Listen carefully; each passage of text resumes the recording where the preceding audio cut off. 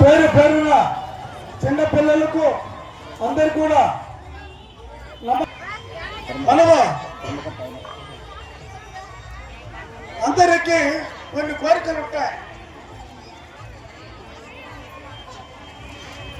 ఆ కోరికలు అంత శ్రద్ధగా వినాలి. ఆ కోరికలు కూడా భార్య పెళ్ళైనటువంటి భార్యాభర్తలు బాగుండాలని తల్లిదండ్రులు కోరుకుంటారు.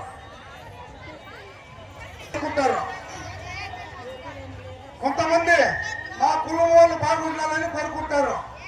కొంతమంది నా మతం వాడు బాగుండాలని కోరుకుంటారు. కానీ నేను మటుకు భారతదేశం బాగుండాలని కోరుకుంటా.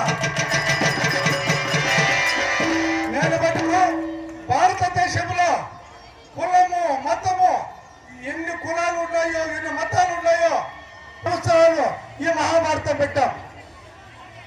ఒక తూరంతా గమనించండి. 19 సంవత్సరాలు భారతాలు పెట్టాలంటే ఒక్క నేనే. ఎందుకంటే ఇది నా కుటుంబం, ఇది నా అన్నదమ్ములు, నా అక్క చెల్లెళ్ళు, నా తోడుబుట్లు, నా బామార్తులు, మా చిన్నాయన పెద్దనాయన వాళ్ళని ఎంతో ఈ 18 సంవత్సరాలు పూర్తి చేసుకుని ఇది 19వ సంవత్సరం. కాబట్టి నాకు ఇంట్లో ఉండే జరుగుతుంది, వీధిలో ఉండే జరుగుతుంది, ఎక్కడున్నా నాకు అన్నానికి జరుగుతుంది. కానీ ఇంతమంది హిందువులంతా మతము కులము లేకుండా ముస్లింలు కానీ హిందువులు కానీ క్రైస్తవులు కానీ ఎంతమంది వచ్చున్నారంటే నాకు దానికాడికి ఆనందమే లేదు. 19 సంవత్సరం ఇది. మీ అందరూ కూడా నాకు సహాయం చేసినటువంటి, నన్ను ఆదరించినటువంటి, నన్ను అభిమానించినటువంటి అన్నలకు, తమ్ముళ్లకు, అక్కళ్లకు, చెల్లెళ్లకు, చిన్నాయన గారికి, పెద్దనాయన గారికి ప్రతి ఒక్కరు కూడా శిరస్సు వచ్చి నమస్కరిస్తున్నామా. మీరంతా కూడా ఈ భారతం 18 సంవత్సరాలుగా తప్పట్లు గట్టిగా కొట్టండి. నాకేం కావాలా తప్పట్లే కదా. భక్తులందరూ కూడా నేను నష్టపోతా. మరి ఈరోజు శాసనంలో చిన్నమ్మ కథ మహాప్రతివ్రత శాసనంలో చిన్నమ్మ. ఆయమ్మ పడింది అగసట్లు, ఇబ్బందులు, కష్టాలు, నష్టాలు మీకు ఈ కథ రూపంలో తెలుస్తాయి. ఇంట్లో ఆళ్ళు మొగుడు ఉంటే ఇబ్బంది, అత్త మామ ఉంటే ఇబ్బంది, వాడులత్త ఉంటే ఇబ్బంది, పెళ్లి చేసుకుంటే 1 నెలకే డివైడ్ అయిపోతున్నారు. మహాతల్లి శాసనంలో చిన్నమ్మ ఆయమ్మ ఎంతమంది వాళ్ళు 5-6 మంది అన్నదమ్ములు అత్తామామలతో సంసారం చేస్తూ ఆ సంసారాన్ని ఎలదీసినటువంటి మహాత్ శక్తి ఉత్తరాలు శాసనంలో చిన్నమ్మ. అది ఈ కథ రూపంలో మీకు తెలుస్తుంది. కాబట్టి నేను 2004లో ఈ మహాభారతం పెట్టిన ఎందుకోసం, మీకోసం, హిందూ ధర్మం కోసం, హిందువులంతా సుఖ సంతోషాలతో ఉండాలని మన భారతదేశంలో ఆ కథలు మన కళలు మరుగున పడకూడదని, మన సాంప్రదాయాలు కనుమరుగైపోతానే.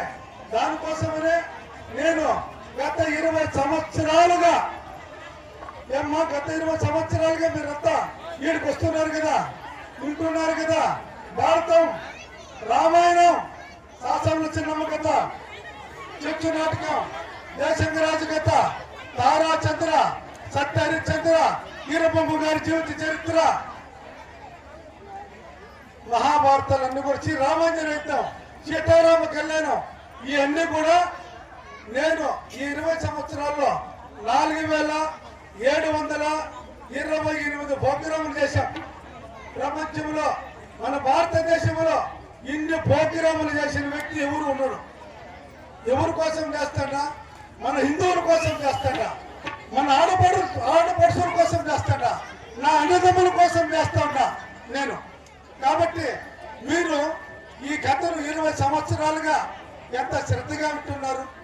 నాకు అదే సంతోషం.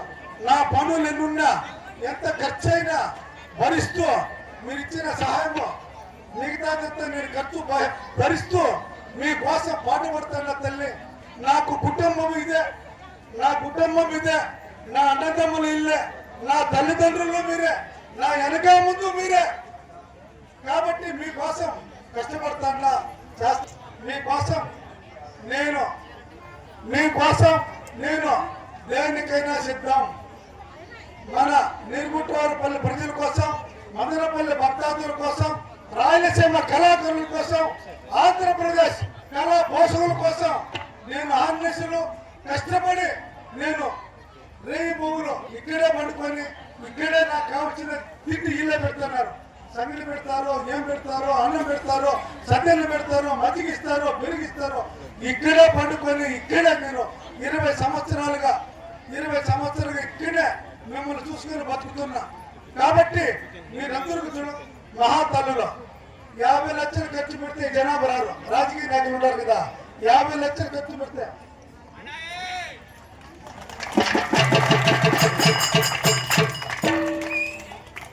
ఇంత జనాభా రావాలంటే ఒకటి గుర్తించుకొని మహాతల్లలో మీకు ఎంతగా దండం పెడతా. ఇటువంటి పందిరి,